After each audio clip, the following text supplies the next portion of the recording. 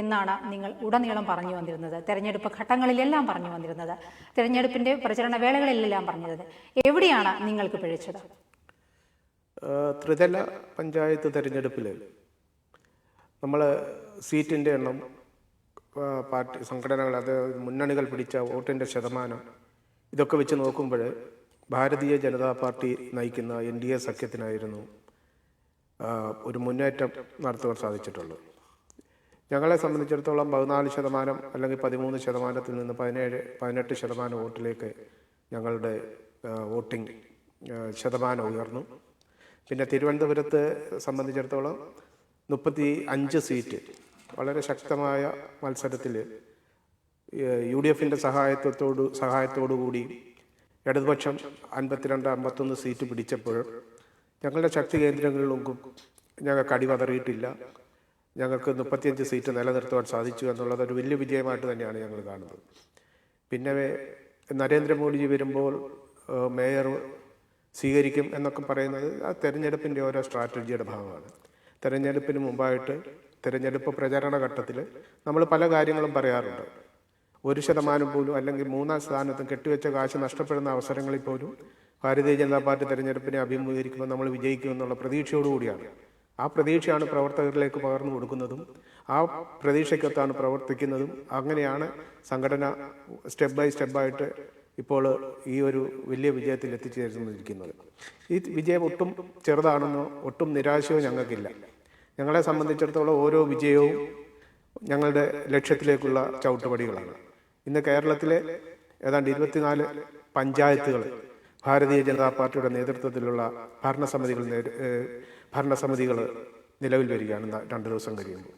അതുപോലെ തന്നെ കേരളത്തിലെ 80% നഗരസഭകളിൽ ഭാരതീയ ജനതാ പാർട്ടിയുടെയും NDAയുടെയും പ്രതിനിധികൾ എത്തിക്കഴിഞ്ഞിരിക്കുകയാണ്. അതൊക്കെ ഒരു വലിയ നേട്ടമായിട്ടാണ് ഞങ്ങൾ കാണുന്നത്. ഏതാണ്ട് 18ഓളം നഗരസഭകളിൽ ഏറ്റവും വലിയ ഒറ്റക്കക്ഷിയായിട്ടും മാറുവാനും ഏതാണ്ട് 28ഓളം നഗരസഭകളിൽ മുഖ്യ പ്രതിപക്ഷമാകുവാനും ഞങ്ങൾക്ക് കഴിഞ്ഞിട്ടുണ്ട്. ഈ നേട്ടങ്ങളെല്ലാം ഉണ്ടായത് UDFൻ്റെയും LDFൻ്റെയും ഒന്നിച്ചു നിന്നുള്ള മത്സരത്തെ അതിജീവിച്ച് ജനങ്ങളുടെ സമ്മതിദാനാവകാശം നേടിയെടുത്തുകൊണ്ട് ജനങ്ങളുടെ മനസ്സിൽ പ്രതീക്ഷകളുടെ ഒരു വസന്തം തന്നെ തീർത്തുകൊണ്ടാണ് ഞങ്ങൾ മുന്നോട്ട് പോയിട്ടുള്ളത്. ഈ വിജയം ഒട്ടും കുറച്ച് കാണാൻ ഞങ്ങൾക്ക് കഴിയില്ല. ഞങ്ങളെ സംബന്ധിച്ചിടത്തോളം ഇത് ഞങ്ങൾ അർഹിച്ച വിജയമാണ്. ഞങ്ങൾക്ക് ഈ വിജയം ഞങ്ങൾ പ്രതീക്ഷിച്ചത് തന്നെയാണ്. ഇതിലും വലിയൊരു വിജയം ഉണ്ടാകും എന്നുള്ളത് തെരഞ്ഞെടുപ്പിന് മുമ്പ് നമ്മൾ ആ ഒരു സ്ട്രാറ്റജിയുടെ ഭാഗമായിട്ട് നമ്മൾ അവതരിപ്പിച്ചതാണ്. എന്നിട്ടും UDFൻ്റെ സഹായം ഉണ്ടായിട്ട് പോലും 51 എന്നുള്ള കേവല ഭൂരിപക്ഷത്തിൽ മാത്രമേ തിരുവനന്തപുരത്ത് എത്താൻ, കോർപ്പറേഷനിൽ എത്താൻ അവർക്ക് സാധിച്ചിട്ടുള്ളൂ. ശ്രീ മുനീർ കുമ്പിൾ കേൾക്കാമോ? ശ്രീ മുനീർ കുമ്പിൾ, അദ്ദേഹത്തിനുമായുള്ള കണക്ഷൻ വീണ്ടും നഷ്ടപ്പെട്ടിരിക്കുന്നു. വീണ്ടും തിരിച്ചെത്തുമെന്ന് പ്രതീക്ഷിക്കുന്നു. അതിനു മുൻപ് ശ്രീ വാഹിദ് നാട്ടിക, നമുക്കറിയാം തദ്ദേശ തെരഞ്ഞെടുപ്പിൽ വളരെ അനുകൂലമായിട്ടുള്ള, എപ്പോഴും അതെ കുറേ കാലങ്ങളായിട്ട് വളരെ അനുകൂലമാണ് നിങ്ങൾക്ക് എപ്പോഴും തദ്ദേശ തെരഞ്ഞെടുപ്പിന്റെ വിധി ഉണ്ടാവുക. പണ്ട് മുതലേ അങ്ങനെ തന്നെയാണ്. ഇടയ്ക്ക് എപ്പോഴും ഒന്ന് മാറിയെന്ന് മാത്രം. എനിക്കൊന്ന് 77-ന് ശേഷം നിങ്ങൾക്ക് എപ്പോഴും അനുകൂല വിധിയാണ് തദ്ദേശ സ്വയംഭരണ തെരഞ്ഞെടുപ്പിൽ കാണുന്നത്. പക്ഷേ ഇത് നിയമസഭാ തെരഞ്ഞെടുപ്പിലേക്ക് എത്തിക്കുമോ? അതിനുള്ള അത്രയും നിങ്ങൾക്കിപ്പോൾ അങ്ങനെ കൂടുതലൊരു ആത്മവിശ്വാസം നൽകുന്നുണ്ടോ? തദ്ദേശ വിധി എപ്പോഴും നമുക്ക് നിയമസഭയെ അനുകൂലിക്കണം എന്നില്ല, നിയമസഭാ വിധി അല്ലെങ്കിൽ നിയമസഭാ തെരഞ്ഞെടുപ്പിൽ അനുകൂലമാവണമെന്നില്ല. ഈ വിധി നിങ്ങളെ എത്രമാത്രം ആത്മവിശ്വാസം നിങ്ങൾക്ക് നൽകുന്നുണ്ട്? ഈ വിധി ഇടതുപക്ഷത്തിന് ആത്മവിശ്വാസം നൽകുന്നു എന്നതിനേക്കാൾ അപ്പുറം കേരളത്തിലെ മുഖ്യധാരാ മാധ്യമങ്ങൾക്ക് അവരുടെ വിശ്വാസയെ തകർത്ത പച്ചക്കള്ളങ്ങൾ, വെറും കള്ളങ്ങൾ മാത്രമാണ് കഴിഞ്ഞ 5 മാസമായിട്ട് കേരളത്തിലെ മാധ്യമങ്ങൾ ചർച്ച ചെയ്ത്. വെറും കള്ളം, ഒരു അംശം പോലും സത്യമില്ലാത്ത പച്ചക്കള്ളങ്ങൾ, നുണക്കഥകൾ പെരുപ്പിച്ചുണ്ടാക്കിയ മാധ്യമങ്ങളോട് അന്ന് തന്നെ ഞാൻ പറഞ്ഞിരുന്നു. എനിക്ക് ഓർമ്മയുണ്ട്, ഞാൻ അവസാന ദിവസത്തിലും പോകുന്ന സമയത്ത് ഞാൻ പറഞ്ഞിരുന്നു, ഇതിന് മറുപടി കേരളത്തിലെ ജനത തരും, നമുക്ക് 16-ാം തീയതി കാണാമെന്ന്. ദൗർഭാഗ്യവശാൽ നമ്മൾ ഒന്നിച്ച് ചർച്ചയിൽ വന്നില്ല. അത് പറയാതിരുന്നത്. എന്നാൽ വീണ്ടും പറയും, ഇല്ല, നമ്മൾ ആ ചർച്ചയിലേക്ക് ഇപ്പൊ തൽക്കാലം ഞാൻ ഈ പറഞ്ഞില്ല. അതാണ് ഞാൻ പറയുന്നത്. അതും കൂടി ഞാൻ കണക്ക് ചെയ്ത് ഞാൻ പറയാം. ഇപ്പോ പുതിയ വോട്ടിംഗ് പേഴ്സൻറ്റേജ് കൃത്യമായ കണക്കുകൾ വന്നു കഴിഞ്ഞു. കഴിഞ്ഞ പ്രാവശ്യം, അതായത് 2015-ൽ ഇടതുപക്ഷവും UDF-ഉം തമ്മിലുള്ള വ്യത്യാസം കേവലം 1% താഴെയാണ്.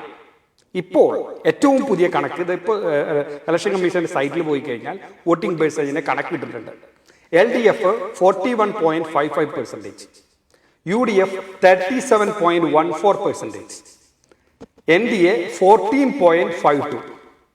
ഇത് ഇപ്പോൾ ഇലക്ഷൻ കമ്മീഷന്റെ സൈറ്റിൽ പോയാൽ നിങ്ങൾക്ക് കാണാൻ കഴിയുന്നതാണ്. അഥവാ കഴിഞ്ഞ തദ്ദേശ തെരഞ്ഞെടുപ്പ്, ഞാൻ വേറെ ഒന്നും പറയുന്നില്ല, കാരണം തദ്ദേശ തെരഞ്ഞെടുപ്പിൽ ഞങ്ങൾ എപ്പോഴും മുന്നോക്കമാണെന്ന് പറയണത്. കഴിഞ്ഞ പ്രാവശ്യം ഇടതുപക്ഷ ജനാധിപത്യ മുന്നണി അധികാരത്തിൽ വരുന്നതിന് തൊട്ടു മുമ്പ് നടന്ന തദ്ദേശ തെരഞ്ഞെടുപ്പിൽ, അഥവാ പ്രതിപക്ഷത്ത് നിൽക്കുന്നു എന്നുള്ള ആനുകൂല്യമുള്ള കാലഘട്ടത്തിൽ നടന്ന തദ്ദേശ തെരഞ്ഞെടുപ്പിൽ 1% താഴെയായിരുന്നു ഞങ്ങളും UDF-ഉം തമ്മിലുള്ള വ്യത്യാസമെങ്കിൽ ഇപ്പോൾ ആ വ്യത്യാസം 5%, 4%-ഓളം എത്തുന്നു എന്നുള്ളതാണ്. ഇനി NDA-യുടെ കഥ പറയാം. അദ്ദേഹം പറഞ്ഞു NDA വലിയ മുന്നേറ്റം ഉണ്ടാക്കിയത്. കഴിഞ്ഞ ലോക്സഭാ തെരഞ്ഞെടുപ്പിൽ 16.9% ലോക്സഭാ തെരഞ്ഞെടുപ്പിൽ NDA-യുടെ സെറ്റ്.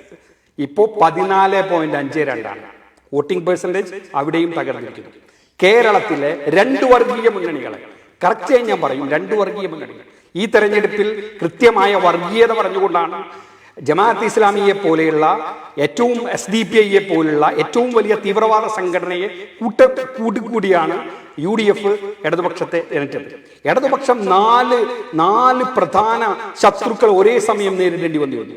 ഒന്ന് കേരളത്തിലെ പ്രതിപക്ഷമായിട്ടുള്ള UDF, രണ്ടാമത്തേത് BJP, മൂന്നാമത്തത് കേരളത്തിലെ മുഖ്യധാരാ മാധ്യമങ്ങൾ, 4 കേന്ദ്ര ഏജൻസി. ഈ 4 നിങ്ങൾ കൂട്ടുകൂടിയിട്ടില്ലേ? ഞാൻ പറയാം, വളഞ്ഞിട്ടുള്ള ആക്രമണത്തെ എല്ലാ നിലയിലും ചെറുത്തുകൊണ്ടാണ്. അത് മാത്രമല്ല UDF അവരുടെ എല്ലാവിധ വ്യവസ്ഥാപിതമായ നിലപാടുകളെ എല്ലാം തിരുത്തിക്കൊണ്ട് മുസ്ലിം ലീഗ് ജമാഅത്ത് ഇസ്ലാമിയുമായി ചേർന്നുകൊണ്ട് ഇത്തരത്തിൽ തെരഞ്ഞെടുപ്പ് നേരിട്ടിട്ടും ഞങ്ങൾക്ക്, അഥവാ കേരളത്തിലെ ജനതയ്ക്ക് വിജയം നേടാൻ കഴിഞ്ഞു എന്നുള്ളതാണ് ഈ തദ്ദേശ സ്വയംഭരണ തെരഞ്ഞെടുപ്പ് നൽകുന്നത്. ഇനി താങ്കൾ ചോദിച്ച ചോദ്യം ഞങ്ങൾ മുൻപ് ചെയ്തിട്ടില്ലെന്ന്. ഈ പ്രാദേശിക തെരഞ്ഞെടുപ്പുകളിൽ ഇത്തരത്തിൽ പ്രാദേശികമായ ചില നീക്കുപോക്കുകളൊക്കെ വരുത്തുമ്പോൾ പാർട്ടി എന്നുള്ള നിലയിൽ കൃത്യമായി ഇടപെട്ടുകൊണ്ട് ഇത്തരം നടപടികൾ ചെയ്യരുതെന്ന് സംസ്ഥാന തലത്തിൽ ഔദ്യോഗികമായി CPIM പറയാറുണ്ട്. എന്നിട്ടും പലയിടങ്ങളിലൊക്കെ സംഭവിക്കാറുണ്ട്. അത് തെരഞ്ഞെടുപ്പിന് ശേഷം അത്തരം എല്ലാ കൂട്ടുകെട്ടുകളും ഒഴിവാക്കാനും ഒരു കാരണവശാലും ഇത്തരം വർഗീയ കക്ഷികൾ, അത് ഏത് തരം വർഗീയ കക്ഷിയാണെങ്കിലും, ന്യൂനപക്ഷ വർഗീയമാകട്ടെ ഭൂരിപക്ഷ വർഗീയമാകട്ടെ, സത്യത്തിൽ ജമാഅത്ത് ഇസ്ലാമിയും അതുപോലെ തന്നെ SDPIയും വളരേണ്ടത് RSSന്റെ ആവശ്യമാണ്. കാരണം ന്യൂനപക്ഷ വർഗീയത വളർന്നു കഴിഞ്ഞാലാണ് ഭൂരിപക്ഷ വർഗീയതയ്ക്ക് വളരാൻ കഴിയൂ.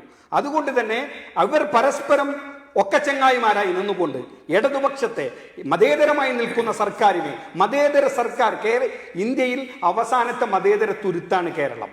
RSSന്റെ വലിയ ഭീഷണിയിൽ നിന്ന് കേരളം മതേതരമായി നിൽക്കുന്നത് ഇടതുപക്ഷത്തിന്റെ ശക്തി കൊണ്ടാണ്.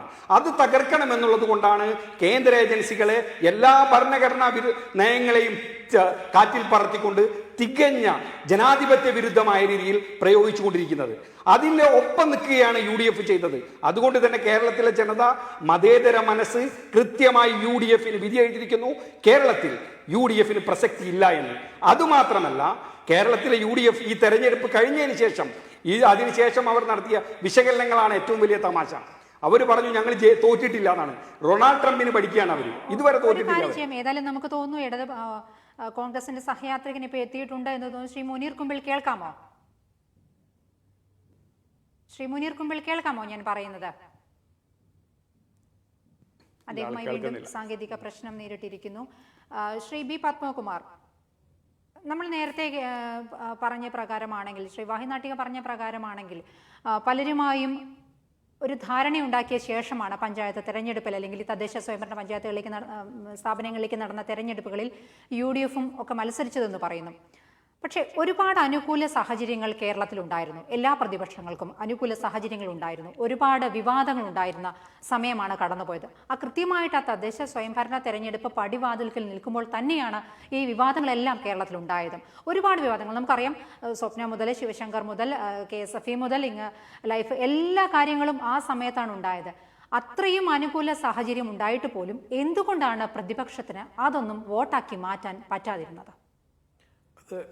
നമ്മൾ ഈ ത്രിതല പഞ്ചായത്ത് തിരഞ്ഞെടുപ്പിൽ ഒരു ജില്ലാ പഞ്ചായത്ത് അല്ലെങ്കിൽ ബ്ലോക്ക് പഞ്ചായത്ത് ഇവിടെ വരെയാണ് ശരിക്കും പൊളിറ്റിക്കൽ വോട്ട് അല്ലെങ്കിൽ വോട്ടിംഗ് പാറ്റേൺ ഉണ്ടാകുന്നത്.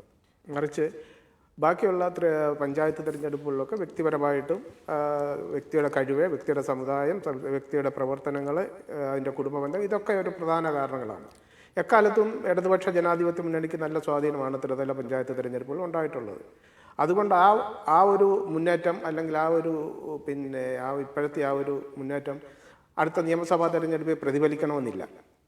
അത് സംസ്ഥാന ഗവൺമെൻറ്റിൻ്റെ വിലയിരുത്തുന്ന ഒരു തെരഞ്ഞെടുപ്പായിരുന്നില്ല ത്രിതല പഞ്ചായത്ത് തിരഞ്ഞെടുപ്പ് എന്ന് പറയുന്നത്. അതേസമയം അടുത്ത വരുന്ന നിയമസഭാ തെരഞ്ഞെടുപ്പ് എന്ന് പറയുന്നത് നമ്മുടെ കേരളത്തിലെ ഇപ്പോഴത്തെ ഇടതുപക്ഷ ജനാധിപത്യ മുന്നണിയുടെ അഴിമതി, സ്വജനപക്ഷപാതം, എന്തെല്ലാം അധാർമികതകളുണ്ട് അതിൻ്റെ എല്ലാം കൂമ്പാരമായിട്ടിരിക്കുന്ന ഒരു സർക്കാരിനെതിരെയുള്ള ജനവിധിയായിരിക്കും നിയമസഭാ തെരഞ്ഞെടുപ്പ്. അതുകൊണ്ട് ഇതിനെ രണ്ടിനെ നമ്മൾ ഒരുപോലെ കാണാൻ പറ്റുമെന്ന് എനിക്ക് തോന്നുന്നില്ല. പിന്നെ ഈ വർഗീയതയ്ക്കെതിരെ എൻ്റെ സുഹൃത്ത് പറഞ്ഞത് അവരുടെ കൂടെയൊക്കെ ചേർന്ന് കഴിയുമ്പോൾ ഏത് വർഗീയതയും സ്വർഗീയതയാവും. ഈ SDPയുടെ കൂടെ ഈ മദനിയ മടിയിലിരുത്തിയ സംഭവം നമുക്കറിയാം, ശംഖുമുഖത്ത് വെച്ച്, ഈ തിരുവനന്തപുരത്ത് വെച്ചാണ് ഇല്ലേ? അതൊന്നും ആരും മറന്നിട്ടില്ല. SDPയുമായിട്ട് ചങ്ങാത്തം കൂടി, വെൽഫെയർ പാർട്ടിയുമായിട്ട് ചങ്ങാത്തം കൂടി, ജമാഅത്ത് ഇസ്ലാമി, എന്തൊക്കെ സാമുദായിക സംഘടനകൾ, അതിതീവ്ര സ്വഭാവമുള്ള സംഘടനകൾ, അവരൊക്കെ തരാതരം പോലെ മടിയിലിരുത്തിയും താഴെ നിർത്തിയും ചീത്ത വിളിച്ചും കെട്ടിപ്പിടിച്ചും ഒക്കെയാണ് ഇവർ മുന്നോട്ട് പോയിട്ടുള്ളത്. ഈ തെരഞ്ഞെടുപ്പിൽ പോലും ഈ വെൽഫെയർ പാർട്ടിയുമായിട്ടുള്ള പല ജില്ലകളിലും പല രീതിയിലുള്ള ബന്ധങ്ങൾ ഇവർക്കുണ്ടായിരുന്നു. ഇവരൊന്നിച്ച് ഭരിച്ച പഞ്ചായത്ത് വലു പോലും വടക്ക് മലബാറിലുണ്ടായിട്ടില്ലേ? പക്ഷേ ഇതിനെയൊക്കെ ഒരു സുപ്രഭാതത്തിൽ അങ്ങ് ബ്ലാക്ക് ബോർഡിലെ പോലെ അങ്ങ് മായ്ച്ചു കളഞ്ഞിട്ട് ഇവർക്ക് മുന്നോട്ട് പോകാൻ സാധിക്കുമോ? ഇപ്രാവശ്യം തന്നെ നമുക്കറിയാമല്ലോ, ഈ ജനവിധി പിണറായി വിജയൻ സർക്കാരിനുള്ള പിന്തുണയാണ് എങ്കിൽ കാരാട്ട് ഫൈസലിനെ പോലുള്ളവർ നമ്മൾ കണ്ടില്ലേ ചെങ്കൊടിയും ഏന്തി കൂപ്പറിൽ നിൽക്കുന്നത്? ഇതാണോ ഇടതുപക്ഷ ജനാധിപത്യ മുന്നണിയുടെ നയപരിപാടികൾക്കുള്ള അംഗീകാരം? അപ്പോൾ ആരെയൊക്കെ കൂട്ടുകൂടാം, എത്രമാത്രം നികർഷനായിട്ടുള്ള ആൾക്കാരെ പോലും പിടിച്ചിട്ട് എങ്ങനെയും ജയിക്കുക, അതിന് അധികാരത്തിൻ്റെ കേരളത്തിലെ ഗവൺമെൻറ്റിൻ്റെ കീഴിൽ എന്തൊക്കെ അധികാര സ്ഥാപനങ്ങളുണ്ടോ അതിനെല്ലാം ഉപയോഗിക്കുക. പോലീസിൻ്റെ കസ്റ്റഡിയിലിരിക്കുന്ന, ജയിലിൽ കിടക്കുന്ന പ്രതികൾക്ക് പോലും മൊഴികൾ എഴുതി കൊടുക്കുവാനും വോയിസ് ക്ലിപ്പുകൾ റെക്കോർഡ് ചെയ്യാനും വരെ സ്വാതന്ത്ര്യം കൊടുക്കുന്ന ഒരു സർക്കാരാണിത്. ഇതിനെല്ലാം ഉള്ള വിലയിരുത്തൽ എന്ന് പറയുന്നത് അടുത്ത നിയമസഭാ തെരഞ്ഞെടുപ്പിലായിരിക്കും. അതുകൊണ്ട് തന്നെ ഞങ്ങളെ സംബന്ധിച്ചിടത്തോളം കേന്ദ്ര ഗവൺമെൻറ്റിൻ്റെ ജനക്ഷേമകരമായ പദ്ധതികൾ തന്നെ മുന്നിൽ നിർത്തിയാണ് ഞങ്ങൾ മത്സരിച്ചിട്ടുള്ളത്. അതിൻ്റെ ഇടയ്ക്ക് ഈ പറയുന്ന കേരള ഗവൺമെൻറ്റിൻ്റെ എല്ലാ കൊള്ളരുതായ്മകളും ജനങ്ങളിലെത്തിക്കുവാൻ ഞങ്ങൾ പരമാവധി ശ്രമിച്ചിട്ടുമുണ്ട്. പക്ഷേ അതിനെയൊക്കെ അതിജീവിക്കാൻ UDFനും LDFും കൂടി ഒന്നിച്ചു ചേർന്ന് അദ്ദേഹത്തിൻ്റെ ഭാഷ പറഞ്ഞ ഒക്കെ ചങ്ങാതിമാരായിട്ട് നിന്നുകൊണ്ട് പലയിടത്തും NDAയെ തകർക്കുവാൻ ശ്രമിച്ചു. തിരുവനന്തപുരം അങ്ങ് പറഞ്ഞു വരുന്നത് വോട്ട് കച്ചവടം നടത്തിയെന്നാണോ? ആ കച്ചവടമല്ല, അതൊരു ധാരണയുടെ പുറത്താണ്. BJP അല്ലെങ്കിൽ NDA മുന്നോട്ട് വരരുത് എന്നുള്ള ഒരു നയമായിരുന്നു അവർക്കുണ്ടായിരുന്നത്. അത് NDA മുന്നോട്ട് വരരുത് എന്നൊരു നയം ഉണ്ടായിരുന്നു എന്ന് പലരും ഇങ്ങനെ പറയുന്നു. അങ്ങനെ ഒരു നയം നിങ്ങൾ കൃത്യമായി തന്നെ തിരഞ്ഞെടുപ്പിൽ നിങ്ങളത് പ്രാവർത്തികമാക്കി എന്ന് വേണ്ട വിശ്വസിക്കാൻ? ഇല്ല, NDA അല്ലെങ്കിൽ RSS എന്നുള്ളത് ഇന്ത്യൻ ജനാധിപത്യത്തിൻ്റെ ഭീഷണിയാണ് എന്നുള്ള കാര്യത്തിൽ ഒരു സംശയമില്ല. അത് ഇടതുപക്ഷത്തിൻ്റെ നിലപാടാണ്, അക്കാര്യത്തിൽ ഒരു സംശയമില്ല. അതുകൊണ്ട് തന്നെ RSSനെ തടഞ്ഞു നിർത്തുക എന്നുള്ളത് ഇന്ത്യൻ ജനാധിപത്യവും ഇന്ത്യൻ മതേതരത്വവും അതിനേക്കാൾ ഉപ്പുറം ഇന്ത്യയും നിലനിൽക്കാൻ അത്യാവശ്യമാണ്. RSSന്റെ കീഴിൽ വലിയ കാലം ഇന്ത്യ ഭരണം പോയാൽ ഇന്ത്യ തന്നെ നിൽക്കുമോ, ഇന്ത്യയുടെ അഖണ്ഡത തകർക്കപ്പെടാം എന്നുള്ള എല്ലാമോ. കാരണം ഒരു നഗരസഭ ഭരിക്കാൻ കിട്ടിയപ്പോൾ, രണ്ടാം വട്ടം ഭരിക്കാൻ കിട്ടിയപ്പോൾ കാണിച്ച കോപ്രായം നമ്മുടെ മുൻപിലുണ്ട്. അവിടെ ഗുജറാത്താണ് ഇതെന്ന് പറഞ്ഞ്, കേരളത്തിൻ്റെ ഗുജറാത്താണെന്ന് പ്രഖ്യാപിച്ചുകൊണ്ട് ജയ് ശ്രീറാം എന്ന് പറഞ്ഞുകൊണ്ടുള്ള പതാക നടത്തുകയും ഒരു പൊതു സ്ഥാപനമാണ് നഗരസഭ. ഇവിടെ LDF ജയിച്ചിട്ടുണ്ട്, UDF ജയിച്ചിട്ടുണ്ട്. LDFനും നേതാക്കന്മാരുണ്ട്, UDFനും നേതാക്കന്മാരുണ്ട്. LDFനും ആശയമുണ്ട്, UDFനും ആശയമുണ്ട്. അവരാരും അവരുടെ ആശയമല്ല പൊതുസ്ഥാപനത്തിൽ വളഞ്ഞു കെട്ടുക. എന്നാൽ ഈ കാണിച്ചത് ഒരു നഗരസഭയിൽ ആകെ രണ്ട് നഗരസഭയാണ് ഇവർക്ക് കിട്ടിയിട്ടുള്ളത്. നഗരസഭകളിലും LDFും UDFും ആണ് ഭരിക്കുന്നത്. ആ രണ്ട് നഗരസഭകളിൽ ഒരു നഗരസഭയിൽ ഇത്തരത്തിലുള്ള കാണിക്കാമെങ്കിൽ ഇവർ ഒരു വലിയ അപകടമാണെന്നുള്ള കാര്യത്തിൽ ഒരു സംശയവുമില്ല. അതുകൊണ്ട് ഇവരെ ചെറുത്ത് നിർത്താൻ ഏത് തരത്തിലുള്ള വഴികൾ സ്വീകരിക്കുന്നതിലും തെറ്റില്ല. പക്ഷേ ഈ പറഞ്ഞത് ഈ കഴിഞ്ഞ പഞ്ചായത്ത് തെരഞ്ഞെടുപ്പിലാണെങ്കിൽ സത്യവിരുദ്ധമാണ്. കാരണം നമ്മൾ തിരുവനന്തപുരം കോർപ്പറേഷൻ്റെ കണക്ക് നോക്കുമ്പോൾ അതിലെ ഏറ്റവും വലിയ കാര്യം, തിരുവനന്തപുരം കോർപ്പറേഷനിൽ BJP ജയിച്ചിടത്തെല്ലാം തന്നെ UDFന് നല്ല നിലയിൽ വോട്ട് കുറഞ്ഞിട്ടുണ്ട്. BJP ജയിച്ചിടത്താണ് UDFന് വോട്ട് കുറഞ്ഞിട്ടുള്ളത്. സത്യത്തിൽ കാലാകാലങ്ങളായിട്ട് UDF BJPനെ പറ്റിക്കാറുണ്ടായിരുന്നു. അതായത് ഇവർ തമ്മിൽ ഒരു സഖ്യം ചേരും. ഇതിപ്പോ പറയണമെന്നല്ല, ഇവരുടെ മാരാർജി ഭവനാണ് ഇവരുടെ കേന്ദ്രം. ആ KG മാരാർ എഴുതിയ പുസ്തകമുണ്ട്. ആ പുസ്തകത്തിൽ കാലാകാലങ്ങളായിട്ട് ഇടതുപക്ഷത്തെ തോൽപ്പിക്കുക എന്നുള്ള അജണ്ട വെച്ചുകൊണ്ട് RSSും കോൺഗ്രസും തമ്മിലുള്ള സഖ്യത്തെക്കുറിച്ച് അദ്ദേഹത്തിന്റെ ജീവചരിത്രത്തിൽ എഴുതിയിട്ടുണ്ട്. ആ കാലഘട്ടങ്ങളിലെല്ലാം തന്നെ UDF ദൈനംദിനം, പ്രത്യേകിച്ച് കരുണാകരൻ പലപ്പോഴും പറ്റിക്കാറുണ്ട്. അവിടെ തരാമെന്ന് പറയുകയും പലപ്പോഴും ഇവർ ആഗ്രഹിച്ചാൽ പോലും ഇവരോടൊപ്പം നിൽക്കുന്ന മതേതരവാദികൾ, UDFിനോടൊപ്പം നിൽക്കുന്ന മതേതരവാദികൾ തോൽപ്പിച്ചിട്ടുണ്ട്. അതാണ് വടകരയും ബേപ്പൂരും. ഒരു സ്വതന്ത്ര സ്ഥാനാർത്ഥിയെ നിർത്തിക്കൊണ്ട്, പൊതു സ്ഥാനാർത്ഥിയെ നിർത്തിക്കൊണ്ട് കേരളത്തിൽ ആദ്യമായ പരീക്ഷണം നടത്തുകയും അത് അവസാനത്തെ പരീക്ഷണമാക്കിപ്പിക്കുകയും കേരളം മതേതരം ചെയ്തിട്ടുണ്ട്. എന്നാൽ ഇക്കഴിഞ്ഞ കോർപ്പറേഷൻ തെരഞ്ഞെടുപ്പിൽ സംഭവിച്ചിരിക്കുന്നത് UDFിനെ BJP പറ്റിക്കുകയാണ് ചെയ്തത്. UDFിനോട് പറഞ്ഞു, നിങ്ങൾ ഇവിടെ ഞങ്ങളെ സഹായിക്കണം, കാരണം ഇവിടെ LDF ജയിക്കും, അവിടെ ഞങ്ങൾ സഹായിക്കാൻ UDF. പക്ഷെ ഇവരെ ഒട്ട് സഹായിച്ചുമില്ല, അവർ സഹായിക്കുകയും ചെയ്തു. ആ നിലയിലാണ്, അല്ലെങ്കിൽ BJPക്ക് ഇതിനേക്കാളും പുറകോട്ട് പോകുമായിരുന്നു. കുറച്ചുകൂടി മതേതരമായ രൂപത്തിൽ UDF വോട്ട് ചെയ്തിരുന്നെങ്കിൽ തിരുവനന്തപുരം കോർപ്പറേഷന്റെ പിക്ചറിലേ ഉണ്ടാകുമായിരുന്നില്ല, 3-4 സീറ്റിൽ ഒതുങ്ങുമായിരുന്നു. അത്തരത്തിലൊരു മതേതര ബോധത്തിലേക്ക് ഇപ്പോഴും UDF വളർന്നിട്ടില്ല. UDF ഇപ്പോഴും ഇടതുപക്ഷത്തെ തകർക്കുക എന്നുള്ള അജണ്ടയിൽ കേന്ദ്ര ഏജൻസിയോടൊപ്പമാണ്. തിരുവനന്തപുരം കോർപ്പറേഷന്റെ കാര്യം എടുക്കുകയാണെങ്കിൽ തിരുവനന്തപുരം കോർപ്പറേഷനിൽ UDFും LDFും തമ്മിൽ ധാരണയുണ്ടായിരുന്നോ? ഇല്ല. അതാണ് ഞാൻ പറഞ്ഞു വന്നത്. അവിടെ ഉണ്ടായിട്ടുള്ളത് UDFും BJPയും തമ്മിലാണ്. ഇപ്പോൾ ഒരു ഉദാഹരണത്തിന് ഒരു വാർഡിൽ 76 വോട്ടാണ് UDF സ്ഥാനാർത്ഥി. ഞാൻ പറയട്ടെ, 76. അതാണ് ഞാൻ പറഞ്ഞു വരുന്നത്. അതന്നെ ഓരോ വാർഡുകൾ എടുത്ത് പരിശോധിക്കുമ്പോൾ ഓരോ വാർഡുകളിൽ കൂടി തന്നെയാണ് LDF അവിടെ അധികാരത്തിൽ വന്നത് എന്ന് UDFിന്റെ ഒരു നേതാവ് തന്നെ സമ്മതിച്ചു. UDFുകാർ പറയും, കാരണം UDFിന് BJP കോട്ട് എന്ന് പറയാൻ നാണക്കേടല്ലേ. LDFിന്റെ നേതൃത്വത്തിലുള്ള കോർപ്പറേഷനിലെ LDFിന്റെ നേതൃത്വത്തിലുള്ള ഭരണസമിതിയെ താങ്ങി നിർത്തിയ UDF ആണ്. ഇവർക്ക് ഇവിടെ ഒറ്റയ്ക്ക് ഭൂരിപക്ഷം ഇല്ല. LDFിന് ഭൂരിപക്ഷം ഉണ്ടോ തിരുവനന്തപുരം കോർപ്പറേഷനിൽ? ആരുടെ പിന്തുണയായിരുന്നു? UDFിന്റെ പിന്തുണയായിരുന്നു. ഞാൻ പറയട്ടെ, അങ്ങനെയാണെങ്കിൽ പാലക്കാട് നഗരസഭയിൽ LDF UDFും ചേർന്ന് കഴിഞ്ഞാൽ പാലക്കാട് നഗരസഭ BJPക്ക് ഭരിക്കാൻ കഴിയില്ല, ഒരു കാരണവശാലും ഭരിക്കാൻ കഴിയില്ല. പക്ഷെ LDF UDFിന്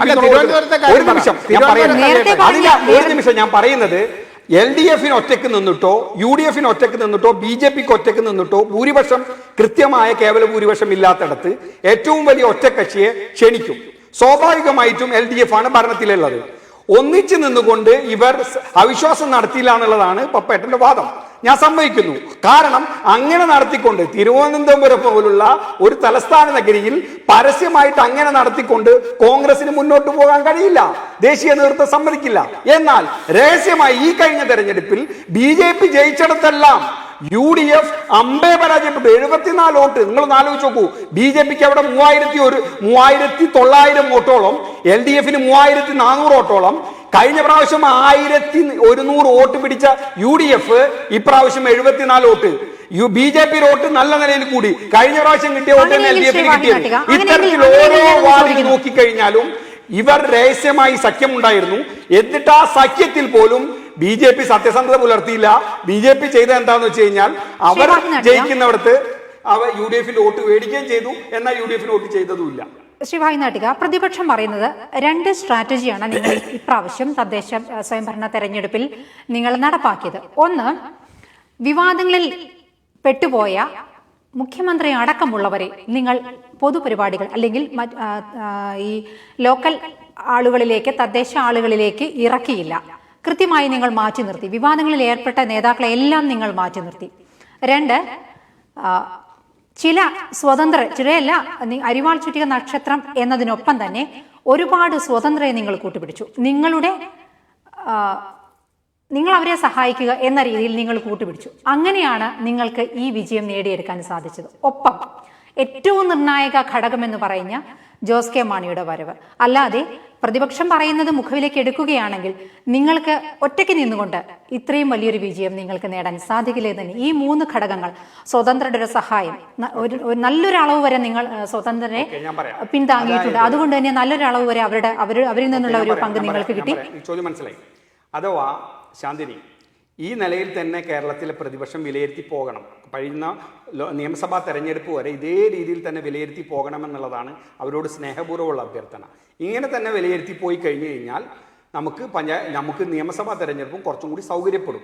കാരണം സത്യസന്ധമായി വിലയിരുത്താൻ അവരിപ്പോഴും തയ്യാറല്ല എന്നുള്ളതാണ് ഇതിൻ്റെ ഏറ്റവും വലിയ കാര്യം.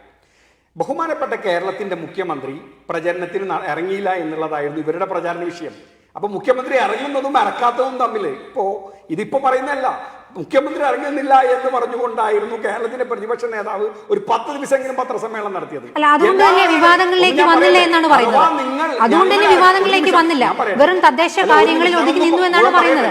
അത് നമ്മൾ മുഖവിലേക്ക് എടുക്കണ്ടേ? കേരളത്തിലെ മുഖ്യമന്ത്രി ഇറങ്ങിയില്ലെങ്കിലും മുഖ്യമന്ത്രിയെത്തിനാണ് ഇവർ ചർച്ച ചെയ്യുന്നത്. ഇപ്പൊ ഞങ്ങൾ പറയേണ്ട കാര്യമില്ല, ഇവർ തന്നെ പറയുന്നുണ്ട്. ഇനി കേരളത്തിലെ മുഖ്യമന്ത്രി 4 വർഷം, കേരളത്തിന്റെ മുഖ്യമന്ത്രി എന്ന് പറയുന്നത് ഇപ്പോൾ ഒരു ഉമ്മൻചാണ്ടിയെ പോലെയോ അല്ലെങ്കിൽ രമേശ് ചെന്നിത്തലയെ പോലെയോ 100 ആളിൽ കൂടുതൽ കോവിഡ് പ്രോട്ടോകോൾ ജാഥ ഒരു പ്രകടനത്തിൽ നടത്താൻ പറ്റില്ല. കേരളത്തിലെ മുഖ്യമന്ത്രി വരുന്ന ഒരു യോഗത്തിൽ 100 ആൾ നിർത്തണമെന്ന് ഇടതുപക്ഷ ജനാധിപത്യ മുന്നണി തീരുമാനിച്ചാൽ പോലും നടക്കൂല. അത് സ്വാഭാവികമാണ്. കേരളത്തിന് മുഖ്യമന്ത്രി വരിക എന്നുള്ളത് കേരളം ഒരു വലിയ പ്രതിസന്ധിയിലൂടെ പോയ കാലഘട്ടമാണ്. നിങ്ങൾ എന്താണ് പറയുന്നത്? നൂറ്റാണ്ടിൽ ഏറ്റവും വലിയ പ്രളയം, അതിനുശേഷം കാലവർഷക്കെടുതി, അതിനേക്കാളും വലിയ ലോകമഹാമാരി, അതിനേക്കാളും നിപ്പ, ഇത്തരം എല്ലാ പ്രതിസന്ധികളെയും ജനങ്ങളിൽ നിന്ന് തടഞ്ഞു നിർത്തിയ ജനങ്ങളുടെ ക്യാപ്റ്റൻ വരുമ്പോ ജനങ്ങൾ BJP-ക്കാർ പോകും, കോൺഗ്രസ്സുകാർ പോകും, അവിടെ ആൾക്കൂട്ടങ്ങൾ ഉണ്ടാകും. ഈ ഒരു മഹാവ്യാധി സമയത്ത് ഒരു ലോക്കൽ ബോഡി തെരഞ്ഞെടുപ്പിനേക്കാളും പ്രധാനം ജനങ്ങളുടെ ജീവനാണ്. ഞങ്ങൾ ഇനി നിയമസഭാ തെരഞ്ഞെടുപ്പിലാണെങ്കിലും മുഖ്യമന്ത്രി ഇത്തരത്തിൽ ആൾക്കൂട്ടങ്ങൾ തടിച്ചുകൊണ്ടായിരിക്കില്ല വരിക. മുഖ്യമന്ത്രി വരേണ്ടത് ഇപ്പോഴും മുഖ്യമന്ത്രിയുടെ സന്ദർശനം തീരുമാനിച്ചിട്ടുണ്ട്. അത് പ്രധാനപ്പെട്ട ആളുകളെ കാണുക, പ്രധാന രീതിയിൽ ഇത്തരത്തിലുള്ള രീതിയിലേ ചെയ്യാൻ പറ്റൂ. കാരണം നമ്മൾ ഒരു മഹാവ്യാധിക്ക് ഇടയിലാണ് നിൽക്കുന്നത്, ഒരു മഹാമാരിയുടെ ഇടയിലാണ് നിൽക്കുന്നത്. ഇപ്പോഴും കേരളത്തിലെ പോസിറ്റിവിറ്റി റേറ്റ് കുറഞ്ഞിട്ടില്ല.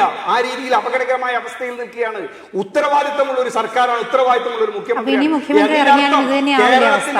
കോവിഡ് പ്രോട്ടോകോളുകളെല്ലാം ലംഘിക്കപ്പെടുകയില്ലേ? നിങ്ങൾ ആ പറഞ്ഞ വാദം ശരിയാണെങ്കിൽ, ശ്രീ വാഹിദ് നാട്ടിക, ആ പറഞ്ഞ വാദം ശരിയാണെങ്കിൽ ഇനി മുഖ്യമന്ത്രി ഇപ്പൊ ഇന്ന് വന്ന വാർത്തകളിലാണെങ്കിൽ മുഖ്യമന്ത്രി കേരള പര്യടനം നടത്തുന്നു എന്നുള്ളതാണ്. പര്യടനം അദ്ദേഹം ഈ രീതിയിൽ ജാഥ നടത്തിയിട്ടല്ല നടത്തുമെന്ന് പറഞ്ഞിരിക്കുന്നത്. അത് തെറ്റായ ധാരണയാണ്.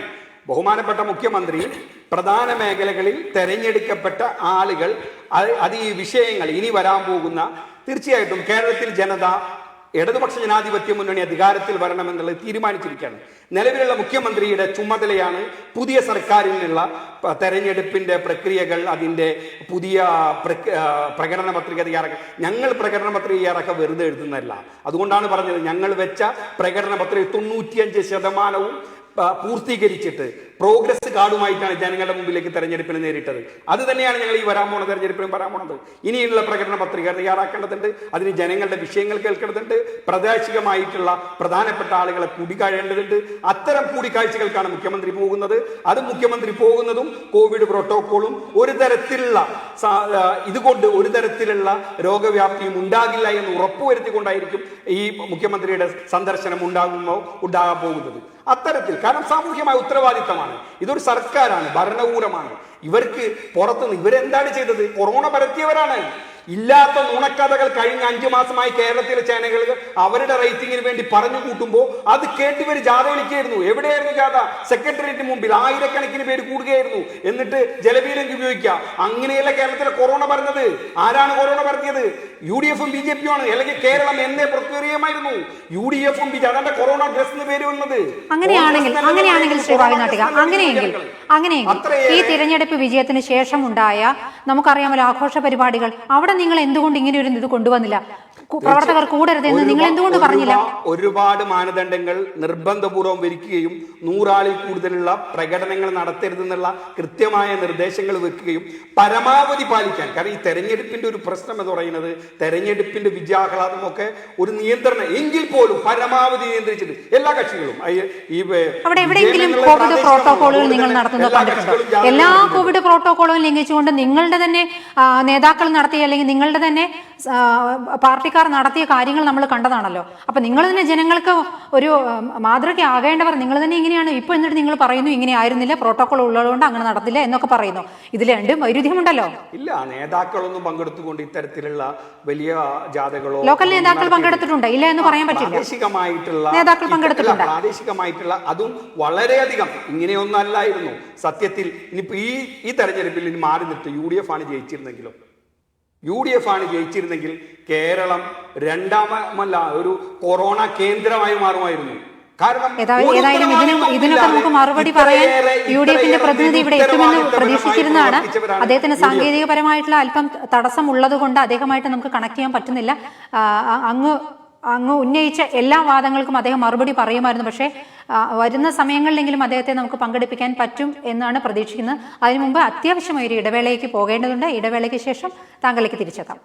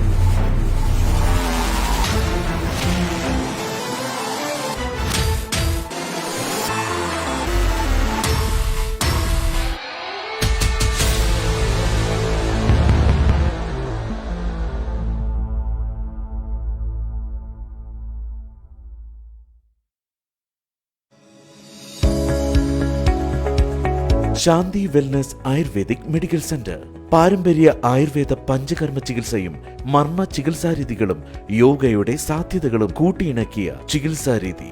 ഷാർജയിലെ ഒരു ദശാബ്ദത്തിന്റെ അനുഭവ പരിചയവുമായി ശാന്തി വെൽനസ് ആയുർവേദിക് മെഡിക്കൽ സെന്റർ ഇനി ദുബായിലും. ശാന്തി ആയുർവേദ.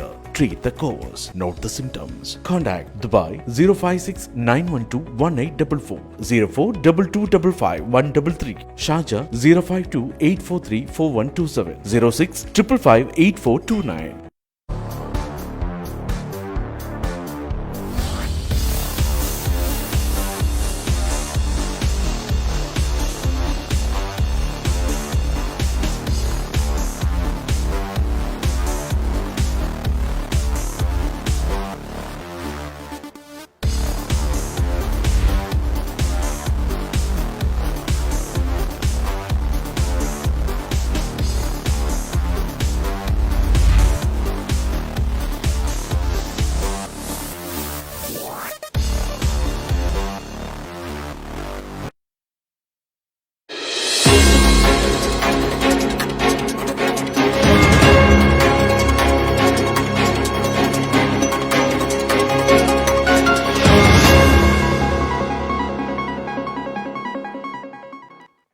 ദ റൈറ്റ് അവർ തുടരുകയാണ്. നമ്മൾ ചർച്ച ചെയ്യുന്ന വിഷയം തദ്ദേശ വിധി വാണതും വീണതും എന്നായിരുന്നു. നമ്മുടെ ചർച്ചയിൽ അതിഥികളെ എത്തിയിരിക്കുന്നത് ഇടതുപക്ഷ സഹയാത്രികൻ ശ്രീ വാഹിദ് നാട്ടിക, സാമൂഹ്യ പ്രവർത്തകനും BJP അനുഭാവിയുമായ ശ്രീ B പത്മകുമാർ, ഒപ്പം ഇപ്പോഴും നമ്മൾ പ്രതീക്ഷിക്കുന്നു കോൺഗ്രസ് സഹയാത്രികൻ ശ്രീ മുനീർ കുംബ്ലിനെ. അദ്ദേഹം ഇതുവരെ നമ്മളുമായിട്ട് ഈ ചർച്ചയിൽ പങ്കെടുക്കാൻ സാങ്കേതികപരമായി നമുക്ക് സാധിച്ചിട്ടില്ല, അദ്ദേഹമായി കണക്ട് ചെയ്യാൻ സാധിക്കുന്നില്ല. അതുകൊണ്ടാണ് ഒരുപാട് വിമർശനങ്ങളും അതുപോലെ തന്നെ വാദങ്ങളും ഒക്കെ ഇടതുപക്ഷ സഹയാത്രികൻ ഉന്നയിക്കുന്നു. അതിനെതിരെ പറയേണ്ടത് അദ്ദേഹമായിരുന്നു. അദ്ദേഹം ഇതുവരെ കിട്ടിയിട്ടില്ല. ഏതായാലും അടുത്ത സമയങ്ങൾക്കുള്ളിൽ ചേരും എന്ന് വിചാരിക്കുന്നു. ഞാൻ ശ്രീ B പത്മകുമാർ, നമ്മളിപ്പോൾ കേരളത്തിൽ നിന്നുള്ള ചർച്ചകളിൽ അല്ലെങ്കിൽ കേരളത്തിനോ നേതാക്കൾ ഇതുമായി ബന്ധപ്പെട്ട് ഈ തെരഞ്ഞെടുപ്പുമായി ബന്ധപ്പെട്ട് സംസാരിക്കുമ്പോൾ, എല്ലാ രാഷ്ട്രീയ പാർട്ടികളിലെ നേതാക്കളുമായി സംസാരിക്കുമ്പോൾ പറയുന്നത് LDF-ന്റെ വോട്ട് UDF-ലേക്ക് പോയി, UDF-ന്റെ വോട്ട് LDF-ലേക്ക് കൊണ്ടുപോയി, അല്ലെങ്കിൽ അവിടെ ഒരു ധാരണയുണ്ടായിരുന്നു, പരസ്പരം വോട്ട് മറിച്ചു, അങ്ങനെ ഇങ്ങനെ കുറെ വിവാദങ്ങൾ കേൾക്കുന്നു. അപ്പോഴൊക്കെ ചോദ്യം വരുന്നത്, അങ്ങനെയെങ്കിൽ BJP-യുടെ വോട്ട് എങ്ങോട്ട് പോയി എന്നുള്ളതാണ്. എങ്ങനെയാണ് താങ്കൾ ഒരു നിരീക്ഷകൻ എന്ന രീതിയിൽ അത് പറയുക? ഇല്ല, BJP വോട്ട് എങ്ങോട്ട് പോകാനാണ്? BJPക്ക് വോട്ട് കൂടുതലല്ലേ കിട്ടിയിരിക്കുന്നത് കഴിഞ്ഞ. പക്ഷേ ഉറപ്പിച്ച സീറ്റുകളിൽ തന്നെ പരാജയം സംഭവിച്ചിരിക്കുന്നു. ഇല്ല, ഉറപ്പിച്ച സീറ്റ് ഇപ്പൊ തിരുവനന്തപുരം കോർപ്പറേഷനെ സംബന്ധിച്ചാണെങ്കിൽ തെരഞ്ഞെടുപ്പ് കഴിഞ്ഞ് പിറ്റേ ദിവസം CPM-ന്റെ സംസ്ഥാന സെക്രട്ടറി ശ്രീ വിജയരാഘവൻ പറഞ്ഞ വളരെ വ്യക്തമല്ലേ, തിരുവനന്തപുരത്തായാലും തൃശ്ശൂരായാലും BJP ജയിക്കാതിരിക്കാനുള്ള വേല, അത് അദ്ദേഹം ഉപയോഗിച്ച വേട, അതാണ് വേല, പണി, അത് ഞങ്ങൾ ചെയ്തിട്ടുണ്ട് എന്ന് പറയും. ആ പണി എന്താണെന്നുള്ളത് നമ്മൾ തെരഞ്ഞെടുപ്പിൽ റിസൾട്ട് വന്നപ്പോൾ മനസ്സിലായില്ലേ? അതെ, തൃശ്ശൂർ ശ്രീ TN പ്രതാപനും അതുപോലെ തന്നെ സുനിൽ കുമാറും അല്ലേ ഉദ്ദേശിച്ച ആണെന്ന് വിശ്വസിക്കുന്നു. ആ പണി നമ്മൾ ചെയ്തിട്ടുണ്ട് എന്ന് പറഞ്ഞിട്ടുണ്ട്. അത് വിജയരാഘവനാണ് പറഞ്ഞത്, പാർട്ടിയുടെ ഉത്തരവാദിത്തപ്പെട്ട സംസ്ഥാന സെക്രട്ടറിയാണ് പറഞ്ഞത്, തിരുവനന്തപുരത്തും തൃശ്ശൂരും. ആരെയൊക്കെ തോൽപ്പിക്കണമെന്ന് ഞങ്ങൾ തീരുമാനിച്ചിട്ടുണ്ട്. BJP ജയിക്കായിരിക്കും. പക്ഷെ അതിനെ അതിജീവിക്കാൻ എന്തുകൊണ്ടാണ് നിങ്ങൾക്ക് പറ്റാതിരുന്നത്? അത് കഴിയത്തില്ലല്ലോ, അത് ചെറിയ കാര്യമല്ല. അല്ല, എൻ്റെ ഒരു വിലയിരുത്തലാണെങ്കിൽ ജനങ്ങളിലേക്ക് ഇറങ്ങി പ്രവർത്തിക്കുന്നതിന്റെ ഒരു കുറവ് നിങ്ങൾക്ക് വന്നിട്ടില്ലേ?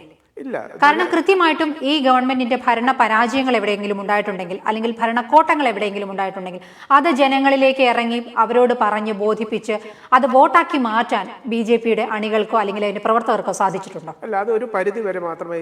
അതായത് ഈ രണ്ട് മുന്നണി, LDF ആയാലും UDF ആയാലും, ഈ രണ്ട് മുന്നണിയിലും കൂടെ ഏതാണ്ട് 26ഓളം ഘടകകക്ഷികളുണ്ട്, പരസ്യമായിട്ടും രഹസ്യമായിട്ടും. അത്രയും ഘടകകക്ഷികളെ, ആ ശക്തമായ ആ രണ്ട് മുന്നണികളെ ഒറ്റയ്ക്ക് നിന്ന്, അല്ലെങ്കിൽ BDJS എന്ന് പറയുന്ന ഒരു സംഘടന മാത്രമാണ് ഒരു ഘടകകക്ഷിയായിട്ട് NDAക്കകത്തുള്ളത്. ബാക്കിയുള്ള ഭാരതീയ ജനതാ പാർട്ടിയാണ്. ഈ രണ്ട് കക്ഷികൾ കൂടിക്കൊണ്ട് ഈ 26ഓളം വരുന്ന കക്ഷികളെ, അതായത് അധികാരത്തിൻ്റെ എല്ലാ സ്വാധീനവുമുള്ള, അധികാരത്തിൻ്റെ അകത്തളങ്ങളിൽ നല്ല സ്വാധീനമുള്ള രണ്ട് മുന്നണികൾ. UDF ആണെങ്കിലും കഴിഞ്ഞ 5 വർഷം മുമ്പ് ഈ സംസ്ഥാനം ഭരിച്ചതാണ്. ഈ LDF എന്ന് പറഞ്ഞാൽ ഈ സംസ്ഥാനം ഭരിച്ചുകൊണ്ടിരിക്കുന്നവരാണ്. ഈ രണ്ട് മുന്നണികളെ ശക്തമായിട്ട് നേരിട്ടുകൊണ്ട് വളർന്നു വരാൻ അതിൻ്റെതായ സമയമെടുക്കും. ആ ഒരു പ്രോസസ്സിങ്ങിലാണ് ഇപ്പം ഞങ്ങൾ ഉള്ളത്. പിന്നെ തിരുവനന്തപുരത്തെ സംബന്ധിച്ചിടത്തോളം അതിലേറെ നമുക്കറിയാൻ പറ്റും. നമ്മൾ ഈ ഗവൺമെൻറ്റിനെ കുറിച്ചുള്ള ആരോപണങ്ങളായാലും അഴിമതികളെക്കുറിച്ചുള്ള കാര്യങ്ങളൊക്കെ എന്തൊക്കെ പറഞ്ഞാലും ഈ തിരുവനന്തപുരത്ത് ജീവിക്കുന്നതിൽ ഏതാണ്ട് 40-45% വരുന്നവരെല്ലാം കേരള ഗവൺമെൻറ്റിൻ്റെ മുൻ എംപ്ലോയിയോ അല്ലെങ്കിൽ ഇപ്പോൾ അവിടെ ആ സ്ഥാപനങ്ങളിൽ ജോലി ചെയ്യുന്നവരാണ്. അവർക്കൊക്കെ ശക്തമായ യൂണിയനുകളും അവരുടെ പോസ്റ്റലോട്ടുകളൊക്കെ പാർട്ടി ഘടകങ്ങൾ സ്ക്രൂട്ടണിക്ക് വിധേയമാക്കുന്നതാണ്. അന്നേരം ജീവനിൽ ഭയമുള്ള ആരും മറിച്ച് ചിന്തിക്കാൻ തയ്യാറാകത്തില്ല. അതാണല്ലോ പോസ്റ്റലോട്ട് വരുമ്പോഴുണ്ടാകുന്ന വ്യത്യാസം. ഏറ്റവും കൂടുതൽ പോസ്റ്റലോട്ട് ഉണ്ടായിരുന്ന ഒരു കാലഘട്ടമായിരുന്നു ഈ തെരഞ്ഞെടുപ്പ് എന്ന് പറയുന്നത്. ശ്രീ വി പത്മകുമാർ, ഞാൻ ഒന്ന് ഇടപെട്ടെ, കാരണം നമുക്ക് സമയപരിമിതി വളരെ ഇനി കുറവേ ഉള്ളൂ. അപ്പോൾ നമ്മളുടെ കോൺഗ്രസ് സഹയാത്രികനെ എത്തിയിട്ടുണ്ട്. ശ്രീ മുനീർ കുമ്പിൾ, കേൾക്കാമെങ്കിൽ? കേൾക്കാം. താങ്കൾ ഏതായാലും ഇത്രയും സമയം, ഒരു 3/4 മണിക്കൂർ ഞങ്ങളോടൊപ്പം ഉണ്ടായിരുന്നില്ല. ഒരു വളരെ നഷ്ടമായി തന്നെ പോയി. കാരണം ഇടതു സഹയാത്രികൻ നിങ്ങൾക്കെതിരെ ഒരുപാട് ആരോപണങ്ങൾ എന്ന് പറയാൻ സാധിക്കില്ല, പക്ഷേ എങ്ങനെയൊക്കെയാണ് അവർ വിജയിച്ചു വന്ന് നിങ്ങൾക്ക് പറ്റിയ പരാജയങ്ങൾ എന്തൊക്കെയാണെന്ന് കൃത്യമായി തന്നെ അദ്ദേഹം പറയുകയുണ്ടായിരുന്നു. നിങ്ങൾക്ക് അതിനുള്ള മറുപടി ഏതായാലും അദ്ദേഹം പറഞ്ഞ് ഞാൻ ചുരുക്കി പറയാം. ഈ ഒരു തെരഞ്ഞെടുപ്പാകുമ്പോൾ സ്വാഭാവികമാണ്, പരാജയവും വിജയവും ഒക്കെ സ്വാഭാവികമാണ്. പക്ഷേ പരാജയം എന്നാൽ പരാജയം തന്നെയാണ്, അതിൽ മാറ്റമൊന്നുമില്ല. പക്ഷേ ഈ പരാജയം ഞങ്ങൾ ഏറ്റുവാങ്ങുന്നു എന്ന് എന്തുകൊണ്ടാണ് നിങ്ങളുടെ നേതാക്കൾ, അല്ലെങ്കിൽ KPCC അധ്യക്ഷൻ വരെ പറഞ്ഞത് ജനവികാരം ഞങ്ങൾക്കെതിരല്ല എന്നാണ്. പക്ഷേ ജനവികാരം എതിരാവാതെ നിങ്ങൾ എങ്ങനെയാണ് പരാജയപ്പെട്ടത്? അത് നിങ്ങൾ എങ്ങനെയാണ് നിങ്ങളുടെ പ്രവർത്തകരോട് പറഞ്ഞ് മനസ്സിലാക്കി കൊടുക്കുന്നത്? എനിക്കിത് വ്യക്തമായിട്ട് പറയാനുള്ളത്, നമുക്ക് ഒരല്പം ശബ്ദം കൂട്ടി സംസാരിക്കാമെങ്കിൽ ഒന്നുകൂടെ ക്ലിയർ ആവുമായിരുന്നു. ഓക്കെ.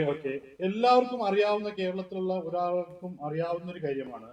ഒരു ചരിത്രം എടുത്ത് പരിശോധിച്ചു കഴിഞ്ഞാൽ നിങ്ങൾക്ക് കാണാൻ പറ്റും, ബോർഡ് ഇലക്ഷൻ കഴിഞ്ഞിട്ട് വരുന്ന തെരഞ്ഞെടുപ്പുകളിൽ മൊത്തം ഡിഫറന്റ് ആയിട്ടുള്ള ഒരു ഇത് തന്നെയാണ് ഇപ്പോഴും ഉണ്ടാകുന്നത്. പിന്നെ എന്തുകൊണ്ട് LDFനെ അല്ലെങ്കിൽ CPM പോലുള്ള പാർട്ടികൾക്ക് ഇതുപോലുള്ള ഈ ലോക്കൽ ബോഡി ഇലക്ഷനിൽ മുൻതൂക്കം എന്തുകൊണ്ട് ഉണ്ടാവും നിങ്ങൾ പരിശോധിച്ചു കഴിഞ്ഞാൽ നമുക്കത് വ്യക്തമായിട്ട് മനസ്സിലാക്കാൻ പറ്റും. ഞാൻ ഒരു കാര്യം പറയട്ടെ. അതില് ഏറ്റവും ഇതായിട്ടുള്ള ഒരു ഘടകം എന്ന് പറയുന്നത് തന്നെ ലോക്കൽ ബോഡി ഇലക്ഷനിൽ ബൂത്ത് തലത്തില് സംഘടനാ സംവിധാനം, ഒരു കേഡർ പാർട്ടിയായ CPM-നെ പോലുള്ള ഒരു പാർട്ടികൾക്ക് അല്ലെങ്കിൽ LDF സംവിധാനത്തിൽ വളരെ ശക്തമായിട്ടുള്ള കേഡർ സംവിധാനം ഉണ്ട്. അതില്ലെന്ന് നമുക്ക് പറയാൻ പറ്റില്ല.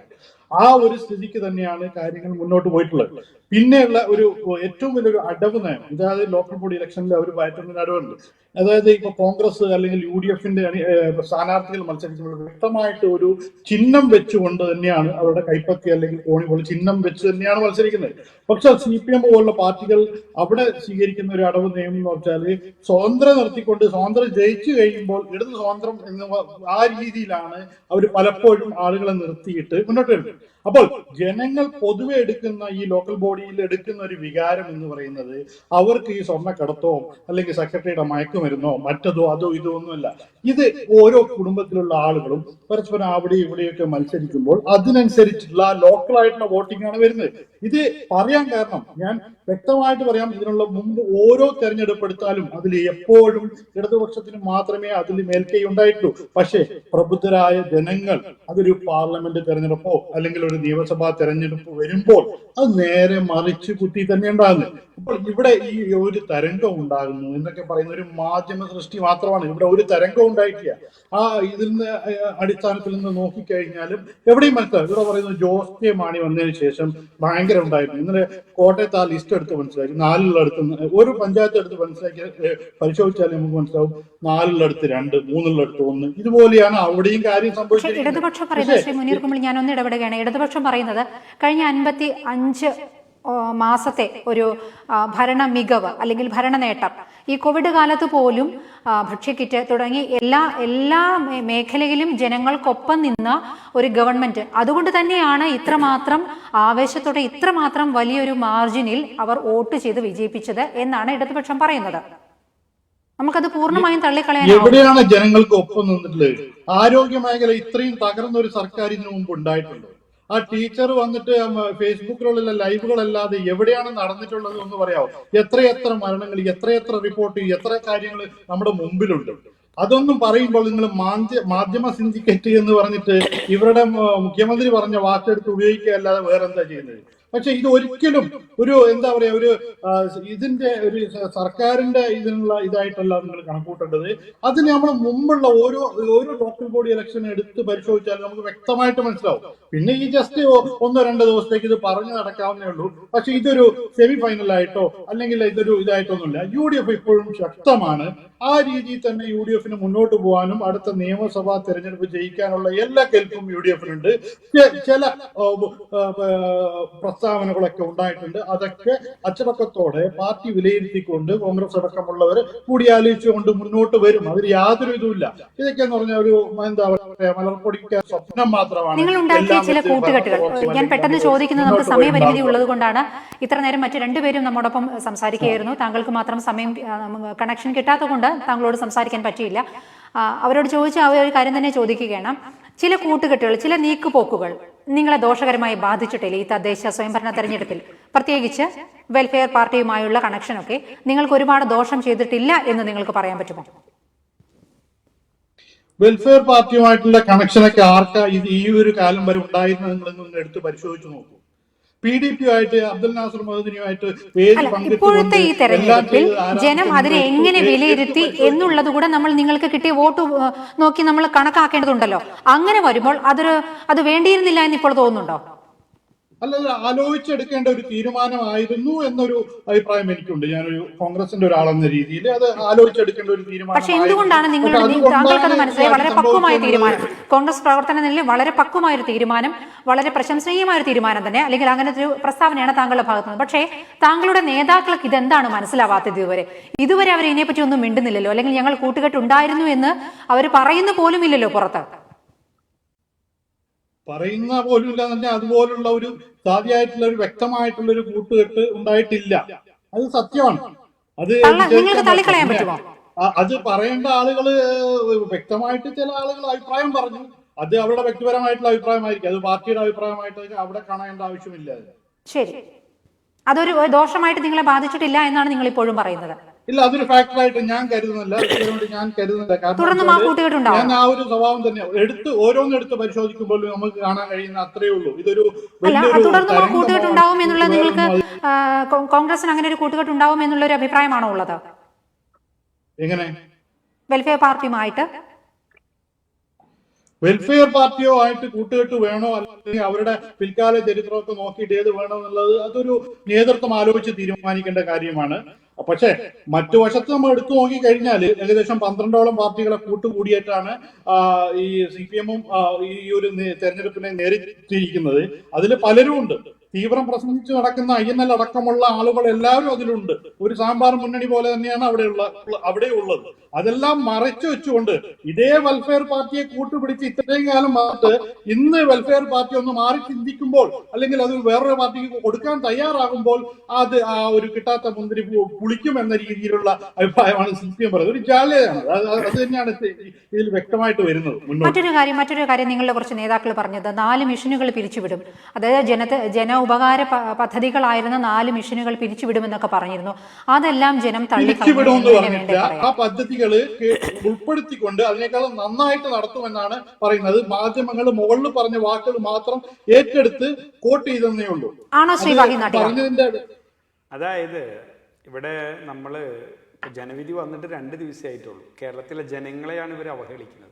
ദൗർഭാഗ്യവശാൽ കേരളത്തിന്റെ പ്രതിപക്ഷം 19 സീറ്റ് കിട്ടുമ്പോഴും അവഹേളിച്ചുകൊണ്ടേയിരിക്കുകയാണ് അവർ. അതായത് ജനവിധി അംഗീകരിക്കാൻ തയ്യാറല്ല. 3.5% കഴിഞ്ഞ തദ്ദേശ തെരഞ്ഞെടുപ്പിൽ 1% താഴെ വ്യത്യാസമുണ്ടായിരുന്ന LDF UDF വ്യത്യാസം എന്ന് മാത്രമല്ല, ഇവർ തെരഞ്ഞെടുപ്പ് വന്നപ്പോൾ പറഞ്ഞത് ഞങ്ങൾ മുനിസിപ്പാലിറ്റിയിൽ കയറിയിരുന്നു, ഞങ്ങൾ പഞ്ചായത്ത് വേല നഷ്ടപ്പെട്ടില്ല. ഏറ്റവും പുതിയ കണക്ക് തദ്ദേശ സ്വയംഭരണത്തിന്റെ കണക്ക് പ്രകാരം 549 പഞ്ചായത്തിലാണ് കഴിഞ്ഞ പ്രാവശ്യം LDF വിജയിച്ചെങ്കിൽ ഇപ്രാവശ്യം 551 പഞ്ചായത്തിലാണ്. UDF കഴിഞ്ഞ പ്രാവശ്യം വിജയിച്ചിരുന്നത് 365 പഞ്ചായത്താണെങ്കിൽ ഇപ്രാവശ്യം അത് 315 ചുരുങ്ങി. ഏറ്റവും പുതിയ കണക്ക്. ഒരു കാര്യം ആ 315 ചുരുങ്ങുമ്പോൾ അതിൽ നിന്ന് രണ്ട് കക്ഷികൾ വിട്ടുപോയി എന്ന് കൂടെ ആലോചിക്കണം. ജോസ് കെ മാണി അപ്പോഴില്ല, ജനതാദൾ ഇപ്പോഴില്ല, പക്ഷെ നിങ്ങൾ ഒരുപാട് പേരുമായിട്ട് കണക്ഷൻ ഉണ്ടായിരുന്നു. നിഷേധിക്കുന്നില്ല, അതാണ് ഞാൻ പറഞ്ഞത്. ഒരു വലിയ വോട്ട് ബേസ് UDFനൊപ്പം നിന്നിട്ടുള്ള ഒരു വലിയ വോട്ട് ബേസ് ഇടതുപക്ഷത്തോടൊപ്പം വന്നു എന്നുള്ളതാണ്. അത് ഇവർ തള്ളിക്കളഞ്ഞതാണ്. ഇവർ പുറത്താക്കിയതിനു ശേഷം ഇവർ ഇവരുടെ കൂടെ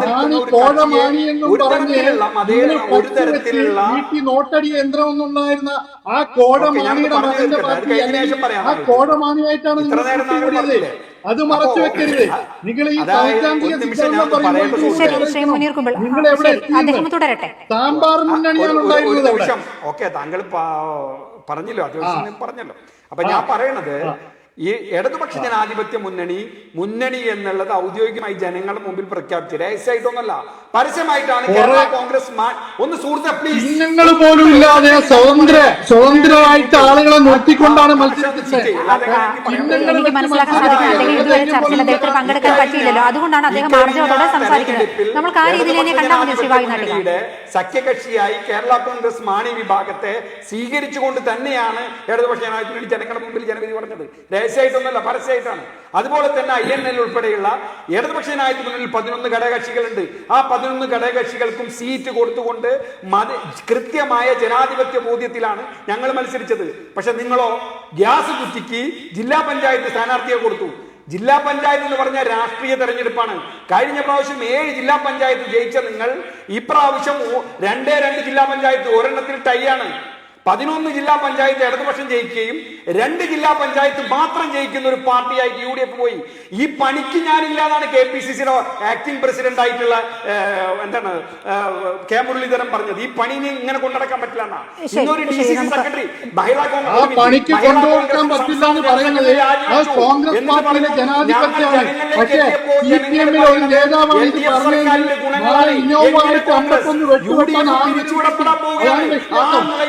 കോൺഗ്രസിലെ നേതാക്കൾക്ക് ജനാധിപത്യമുള്ളതുകൊണ്ട് അവർ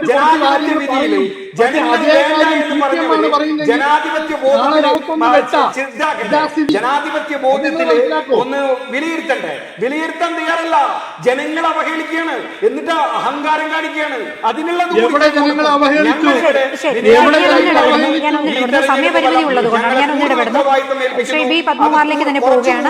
ശ്രീ വാഹിദ് ഞാൻ ഇടപെടുകയാണ്. ഒന്ന് ശ്രീ ബി പത്മകുമാർ, നമ്മൾ ഈ കഴിഞ്ഞ തിരഞ്ഞെടുപ്പ് നമുക്കൊരിക്കലും BJPയുടെ മുന്നേറ്റം തള്ളിക്കളയാൻ പറ്റുന്ന ഒരു തിരഞ്ഞെടുപ്പായിരുന്നില്ല. ഈ തദ്ദേശ സ്വയംഭരണ സ്ഥാപനങ്ങളിലേക്ക് നടന്ന തിരഞ്ഞെടുപ്പുകൾ 24ഓളം പഞ്ചായത്തുകൾ നിങ്ങൾ ഭരിക്കുന്നു, 2 മുനിസിപ്പാലിറ്റികൾ നിങ്ങളിലേക്ക് എത്തുന്നു. അങ്ങനെ ഒരിക്കലും തള്ളിക്കളയാൻ പറ്റാത്തൊരു വിജയം തന്നെയുണ്ട്. പക്ഷെ നിങ്ങൾ പ്രതീക്ഷിച്ച കുറേ വിജയങ്ങൾ നിങ്ങൾക്ക് നഷ്ടമായിട്ടുമുണ്ട്. മേയർ സ്ഥാനാർത്ഥികളുടെ എല്ലാം പരാജയം നിങ്ങൾക്ക് നഷ്ടം എന്ന് തന്നെ പറയാൻ സാധിക്കുള്ളൂ. പരാജയം തന്നെയാണ്, അതിൽ മാറ്റമൊന്നുമില്ല. പക്ഷേ നിങ്ങൾക്ക് നഗരപ്രദേശങ്ങളിൽ ഉണ്ടായിരുന്ന ആ ഒരു പ്രവണത അല്ലെങ്കിൽ BJP അനുഭവം നിങ്ങൾക്ക് ഇപ്പോൾ ഗ്രാമപ്രദേശങ്ങളിലേക്കും വികസിപ്പിക്കാൻ സാധിച്ചിട്ടുണ്ട് എന്നുള്ളത് നമുക്ക് ഈ തദ്ദേശ വോട്ടെടുപ്പിന്റെ തെരഞ്ഞെടുപ്പിന്റെ ഫലം വന്നപ്പോൾ നമുക്ക് മനസ്സിലായി കഴിഞ്ഞു. ഇനി എങ്ങനെയാകും ഇനിയുള്ള നിയമസഭാ തെരഞ്ഞെടുപ്പിനെ നിങ്ങൾ ഇതിൽ നിന്ന് ഒരു മാറ്റം ഇനിയൊരു 5 വർഷത്തോളം കഴിഞ്ഞാലല്ലേ അടുത്ത ഒരു തദ്ദേശ സ്വയംഭരണ തെരഞ്ഞെടുപ്പ് വരും. പക്ഷെ അതുവരെ ഈ മാസങ്ങൾക്കുള്ളിൽ നടക്കാൻ പോകുന്ന നിയമസഭാ തെരഞ്ഞെടുപ്പിന് നിങ്ങൾക്ക് എന്തുമാത്രം ഊർജ്ജമാണ് ഇതിൽ നിന്ന് കിട്ടിയിട്ടുള്ളത്? ഏത് രീതിയിലുള്ള അജണ്ടയാണ് നിങ്ങൾ നടപ്പാക്കാൻ പോകുന്നത്? അതിനുള്ള തന്ത്രങ്ങൾ എന്തൊക്കെയാണ് നിങ്ങൾ മെനയുന്നത്? നമ്മളൊരു പുറം നാട്ടിലിരുന്നാണ് സംസാരിക്കുന്നതെങ്കിൽ കൂടി ഇവിടെ നിന്ന് സംസാരിക്കാൻ പറ്റുന്ന രീതിയിൽ എങ്ങനെയാണ് നിങ്ങൾ ആ ഒരു കാര്യങ്ങൾ ഇനി നിയമസഭാ തെരഞ്ഞെടുപ്പിന് നോക്കി കാണുന്നത്? അതായത് അടുത്ത നിയമസഭാ തെരഞ്ഞെടുപ്പിനുള്ള പ്രവർത്തനങ്ങൾക്ക് ആരംഭം കുറിച്ചു കഴിഞ്ഞിരിക്കുകയാണ്. അതായത് കഴിഞ്ഞ ഈ ത്രിതല പഞ്ചായത്ത് തെരഞ്ഞെടുപ്പോടുകൂടി ഭാരതീയ ജനതാ പാർട്ടിക്ക് മുഴുവൻ ബൂത്തുകളിലും ഏതാണ്ട് 75-80% ബൂത്തുകളിൽ പ്രവർത്തനങ്ങളെത്തി. അത്രത്തോളം സ്ഥാനാർത്ഥികളെ വാർഡുകളിൽ നിർത്താൻ നമുക്ക് സാധിച്ചു. അതൊരു വലിയ വിജയമാണ്. കഴിഞ്ഞ നിയമസഭാ തെരഞ്ഞെടുപ്പിലൊക്കെ നമുക്കൊരു 60% വാർഡുകളിൽ മാത്രമേ പ്രവർത്തനങ്ങൾ തന്നെ ഉണ്ടായിരുന്നുള്ളൂ. ഇപ്രാവശ്യം മുഴുവൻ സ്ഥാനാർത്ഥികളെയും നമുക്ക് അണിനിരത്താൻ സാധിച്ചു. മുഴുവൻ സ്ഥാനാർത്ഥികളും സ്വന്തം ചിഹ്നത്തിൽ മത്സരിച്ചു എന്നുള്ളതായിരുന്നു ഏറ്റവും വലിയ പ്രത്യേകത. ഈ ശക്തരായ 2 മുന്നണികളും കൈതച്ചക്കയും അതുകൊണ്ട് തന്നെ സൈക്കിളും ഓട്ടോറിക്ഷയും ചിഹ്നത്തിൽ മത്സരിച്ചപ്പോൾ സ്വന്തം ചിഹ്നത്തിൽ താമര ചിഹ്നത്തിൽ നരേന്ദ്രമോദിജിയുടെയും അമിത്ഷാജിയുടെയും JP നഡ്ഡാജിയുടെയും ഒക്കെ ഫോട്ടോ വെച്ച് തന്നെ ഞങ്ങൾ വോട്ട് പിടിച്ചു. അതിൻ്റെ ഗുണങ്ങളാണ് ഞങ്ങൾക്ക് കിട്ടിയതെന്ന് ഞങ്ങൾ ഇപ്പോഴും വിശ്വസിക്കുന്നുണ്ട്. അതുകൊണ്ട് തന്നെ ഞങ്ങളുടെ മുഴുവൻ നേതാക്കന്മാരും തെരഞ്ഞെടുപ്പ് പ്രചരണ രംഗത്ത് ശ്രീ K. സുരേന്ദ്രൻ്റെ നേതൃത്വത്തിൽ മുഴുവൻ ആൾക്കാരും രംഗത്തിറങ്ങിയിരുന്നു. നല്ല വിജയമായിരുന്നു. അവരുടെയൊക്കെ പ്രവർത്തനങ്ങളുടെ ഫലമാണ് ഞങ്ങൾക്ക് ഇത്രയും വലിയ ഒരു ഗ്രാസ് റൂട്ട് ലെവലിലേക്കുള്ള വർക്ക് വ്യാപിപ്പിക്കാൻ കഴിഞ്ഞത്. അത് നിയമസഭാ തെരഞ്ഞെടുപ്പിൽ ഞങ്ങൾക്ക് ഏറ്റവും കൂടുതൽ മുന്നോട്ടുള്ള ഒരു മുന്നേറ്റത്തിന് വഴിതെളിക്കും എന്ന് തന്നെയാണ് ഞങ്ങൾ വിശ്വസിക്കുന്നത്. അതുപോലെ തന്നെ ഒരു മിനിറ്റ് കൂടെ, ഞങ്ങളെ സംബന്ധിച്ചിടത്തോളം ഇപ്രാവശ്യമുള്ള തെരഞ്ഞെടുപ്പിൽ ഞാൻ കഴിഞ്ഞ പ്രാവശ്യം പറഞ്ഞാണ്, സ്ഥാനാർത്ഥികളെ നിർണ്ണയിച്ച് നോമിനേഷൻ കൊടുത്തപ്പോൾ തന്നെ സംഘടനാപരമായിട്ട് ഞങ്ങൾക്ക് വലിയ വിജയമാണ് ഉണ്ടായത്. കാരണം ന്യൂനപക്ഷ സമുദായങ്ങളിൽപ്പെട്ട പെൺകുട്ടികളെ, ബിരുദാനന്തര ബിരുദം നേടിയ പെൺകുട്ടികളെ മുസ്ലിം ഭൂരിപക്ഷ ജില്ലകളിൽ നിന്ന് പോലും ഞങ്ങളുടെ സ്ഥാനാർത്ഥികളായിട്ട് വന്നു. ക്രൈസ്തവ സമുദായത്തിൽ നിന്ന് വന്നു. ഈ 2 മുന്നണികളും ഞങ്ങളെ ന്യൂനപക്ഷ വിരുദ്ധരായിട്ട് കാണുമ്പോഴും ഞങ്ങൾക്കെതിരെ എപ്പോഴും ഏറ്റവും കൂടുതൽ ആരോപണം ഉന്നയിക്കുമ്പോഴും ആ സമുദായത്തിൽ നിന്ന് തന്നെ വിദ്യാസമ്പന്നരായ സ്ഥാനാർത്ഥികളെ ഞങ്ങൾക്ക് കണ്ടെത്താൻ സാധിച്ചു. അടുത്ത നിയമസഭാ തെരഞ്ഞെടുപ്പിലും ശക്തമായ ഒരു മതേതര മുന്നണിയായിട്ട് NDA മത്സരിക്കും. മറ്റു 2 മുന്നണികളും തരാതരം പോലെ വർഗീയതയെ താലോലിക്കും. ഇപ്പൊ തന്നെ അദ്ദേഹം പറഞ്ഞു, കഴിഞ്ഞ പ്രാവശ്യം നിങ്ങൾ ഇടതുപക്ഷത്തിന്റെ സമയപരിമിതി കൊണ്ടുകൂടി ഞാൻ ഇടപെടുകയാണ്. ശ്രീ വാഹിദ് നാട്ടിക, നമുക്കറിയാം കഴിഞ്ഞ ലോക്സഭാ തെരഞ്ഞെടുപ്പ് പോലെ അല്ല, അല്ലെങ്കിൽ അതിന്റെ ഒരു പാറ്റേൺ അല്ല നമുക്ക് ലോക്കൽ ബോഡി ഇലക്ഷൻ വരുമ്പോൾ. ഈ പാറ്റേണേ അല്ല അടുത്ത ഒരു നമ്മുടെ നിയമസഭാ ഇലക്ഷൻ വരുമ്പോൾ. ഈ ഒരു വിജയം മുന്നിൽ കണ്ടുകൊണ്ട് നിങ്ങൾ അമിത ആത്മവിശ്വാസം കാണിച്ചാൽ അതൊരു വിനയായി മാറുകയില്ലേ നിയമസഭാ തെരഞ്ഞെടുപ്പിലേക്ക് വരുമ്പോൾ? തീർച്ചയായിട്ടും ഒരു സംശയമില്ല. ഇടതുപക്ഷ ജനാധിപത്യ മുന്നണി അത്തരത്തിൽ ഒരു തരത്തിലും അഹങ്കരിക്കാൻ പാടില്ല. ജനങ്ങൾ നൽകിയ ഉത്തരവാദിത്തമാണ്. ആ ബോധ്യത്തിലായിരിക്കും തുടർന്നും ഭരിക്കുക, തുടർന്നും പ്രവർത്തനം നടത്തുക.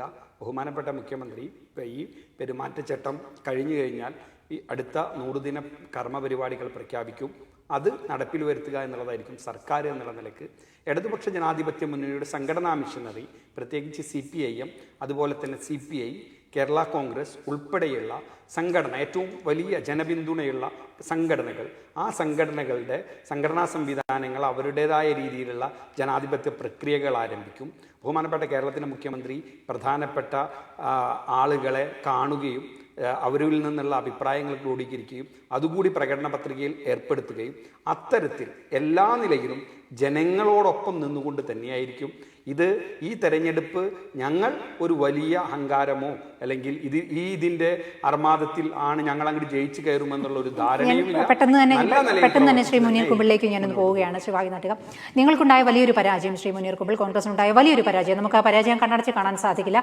നിങ്ങൾ ഉദ്ദേശിച്ചതിന്റെ പകുതി പോലും നിങ്ങൾക്ക് കിട്ടിയില്ല എന്നൊക്കെ നിങ്ങളെ നേതാക്കൾ തന്നെ പറയുന്നു. അതുപോലെ തന്നെ ഈ സർക്കാരിന്റെ ദോഷം അല്ലെങ്കിൽ സർക്കാർ ഉണ്ടാക്കിയ ചില തീരുമാനങ്ങളും ചില നീക്കുപോക്കുകൾ അല്ലെങ്കിൽ മറ്റു ദോഷകാര്യങ്ങളൊന്നും തന്നെ നിങ്ങളുടെ പ്രവർത്തകരിലേക്കോ അല്ലെങ്കിൽ സാധാരണ താഴെത്തട്ടിലെ ജനങ്ങളിലേക്ക് എത്തിക്കാൻ നിങ്ങൾ പരാജയപ്പെട്ടു. അതായത് ഈ നമ്മൾ കുറച്ചു കാലങ്ങളായി കേട്ടിരുന്ന വിവാദങ്ങൾ, പ്രത്യേകിച്ച് നേരത്തെ പറഞ്ഞതുപോലെ തന്നെ സ്വപ്നയാണെങ്കിലും നമ്മുടെ ജയശങ്കർ, അതുപോലെ തന്നെ ആ വിവാദങ്ങളൊന്നും തന്നെ ഇതിൽ ബാധിച്ചില്ല എന്ന് വേണം നമുക്ക് മനസ്സിലാക്കാൻ. പക്ഷേ നിങ്ങൾക്ക് പറ്റിയൊരു തെറ്റ് പൊതുവെ വിലയിരുത്തുകയാണെങ്കിൽ നിങ്ങൾ ജനങ്ങൾക്കിടയിൽ ഇറങ്ങിച്ചെന്ന് പ്രവർത്തിച്ചില്ല. ഗവൺമെന്റിന്റെ ഏതെങ്കിലും തരത്തിലുള്ള വീഴ്ചകൾ ഉണ്ടായിട്ടുണ്ടെങ്കിൽ ആ വീഴ്ചകളൊന്നും തന്നെ നിങ്ങൾ ഈ ജനങ്ങളിലേക്ക് ഇറങ്ങിച്ചെന്ന് അവരെ ബോധിപ്പിച്ചിട്ടില്ല എന്നാണ് വരുന്ന ഒരു ആരോപണം എന്ന് പറയുന്നത്. ഇനിയുള്ള ഈ തെറ്റിൽ നിന്ന് എന്ത് മാറ്റമാണ്, പെട്ടെന്ന് പറയാമെങ്കിൽ 1 മിനിറ്റിൽ ഒതുക്കാമെങ്കിൽ ഏറ്റവും നല്ലത്, എന്ത് മാറ്റമാണ് നിങ്ങൾ ഇനി ഉൾക്കൊള്ളാൻ പോകുന്നത്? ശാന്തിനി, ഇത്രയേ കാര്യമായിട്ട് പറയാനുള്ളൂ. ഈ ഒരു ലോക്കൽ ബോഡി ഇലക്ഷൻ വെച്ചുകൊണ്ട് അതിനെ വിലയിരുത്താൻ സാധിക്കില്ല. ജനങ്ങൾ പൊറുതിമുട്ടിയിരിക്കുകയാണ്. ഏതൊരു അക്രമ രാഷ്ട്രീയവും ഒരു ഭാഗത്ത്, മറുഭാഗത്ത് വർഗീയതയും എല്ലാം. അപ്പൊ ഇതിനൊരു ആൻസർ എന്ന് പറയുന്നത് അത് കോൺഗ്രസ് ഉള്ള മുന്നണി തന്നെയാണ്. അതിൽ യാതൊരു സംശയമില്ല. ജനങ്ങളിലേക്ക് ഓരോ കാര്യവും, ഇത് ഉന്നയിച്ചിരിക്കുന്ന സ്വർണ്ണക്കടത്തായാലും അല്ലെങ്കിൽ ഏതൊരു കാര്യത്തിനായാലും ഇത്രയും അധപ്പതിച്ചൊരു സർക്കാർ കേരളം ഇതിനു മുമ്പ് ഭരിച്ചിട്ടില്ല. ഇതെല്ലാം മുന്നോട്ട് കൊണ്ടുവരാൻ പ്രതിപക്ഷം ഏറ്റവും അധികം ശ്രമിക്കുകയും അതിൽ ജനങ്ങളുടെ മുമ്പിൽ അവതരിപ്പിക്കാനും പറ്റിയിട്ടുണ്ട്. അതിന്റെ ഒരു റിസൾട്ട് വരാൻ കുറച്ച് മാസങ്ങൾ ബാക്കിയുണ്ട്. ഒരു 100-ൽ കൂടുതൽ ഭൂരിപക്ഷമുള്ള ഒരു സർക്കാർ, UDF സർക്കാർ ഇവിടെ അധികാരത്തിൽ വരും. ആ ഒരു കാര്യത്തിൽ യാതൊരു സംശയവും. ശരി, വളരെയധികം നന്ദി. വളരെയധികം ഇത്ര സമയം ചർച്ചയിൽ പങ്കെടുത്ത 3 പേരുടെ ഇടതുപക്ഷ സഹയാത്രികൻ ശ്രീ വാഹിദ്, കോൺഗ്രസ് സഹയാത്രികൻ ശ്രീ മുനീർ കുമ്പൾ, സാമൂഹ്യ പ്രവർത്തകനും BJP അനുഭാവിയുമായ ശ്രീ B. പത്മകുമാർ, എല്ലാവർക്കും നന്ദി. നിയമസഭാ തെരഞ്ഞെടുപ്പ് നടക്കാൻ വെറും 4-5 മാസങ്ങൾ മാത്രം അവശേഷിക്കുന്നു. ഭരണ തുടർച്ചയുണ്ടാവുമെന്ന പൂർണ്ണ വിശ്വാസത്തിൽ ഇടതുമുന്നണിയും മാറ്റം ഉണ്ടാകുമെന്ന പ്രതീക്ഷയിൽ BJPയും, എന്നാൽ ഭരണം തിരിച്ചുപിടിക്കാമെന്ന വിശ്വാസത്തിൽ കോൺഗ്രസും. ഇനിയും ഒരുപാട് തെറ്റുതിരുത്തി മുന്നോട്ട് പോവേണ്ടി വരും കോൺഗ്രസിന്. കണക്കുകൂട്ടലുകൾക്കും കിഴിക്കലുകൾക്കും അപ്പുറം ജനങ്ങൾക്കിടയിലേക്ക് ഇറങ്ങിച്ചെന്ന് പ്രവർത്തിക്കണം. പോയ വോട്ടുകൾ തിരിച്ചെത്തണമെങ്കിൽ തെറ്റുതിരുത്തി പ്രതിപക്ഷങ്ങൾ ജനങ്ങളുടെ വിശ്വാസം നേടിയെടുക്കട്ടെ. അർഹതപ്പെട്ടവർ വിജയിച്ചു വരട്ടെ. വീണ്ടും കാണാം അടുത്തയാഴ്ച റൈറ്റ് അവറിൽ. അതുവരെ നന്ദി, നമസ്കാരം.